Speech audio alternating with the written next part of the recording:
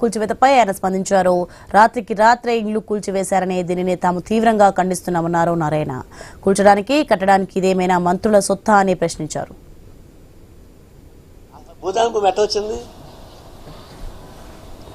కమ్యూనిస్టులు భూ ఆక్రమణ ఉద్యమం ఉధృతం చేసే కొద్దీ అప్పుడు భూస్వాములను కలుసుకొని ఆచార్య వినోబావుని ఒక బొమ్మగా పెట్టి మీరందరూ స్వచ్ఛందంగా భూమిని ఇచ్చేసేయండి అని చెప్పేసి ఇంత దూరాన్ని ఉద్యమం సాగించే క్రమంలో దూటపోరాలు అక్కర్లేదు, మీకు భూ ఆక్రమణ అక్కర్లేదు అని కమ్యూనిస్ట్ ఉద్యమానికి పోటీకి తీసుకుపెట్టింది ఆచార్య వినోబావుని.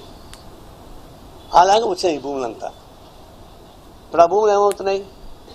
కమ్యూనిస్టులు ఆక్రమించినటువంటి భూములు ప్రజల చేతుల్లో ఉన్నాయి, ప్రజలు అనుభవిస్తున్నారు. 10 లక్షల ఎకరాల భూమి తెలంగాణలో పెంచాం కదా, చల్లపల్లిలో 10,000 ఎకరాల భూములు పెంచాం కదా చంద్రరాజేశ్వర నాయకత్వాన.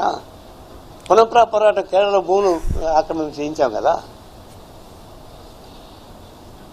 అసలు భూదాన భూమి ఎట్ట వచ్చింది?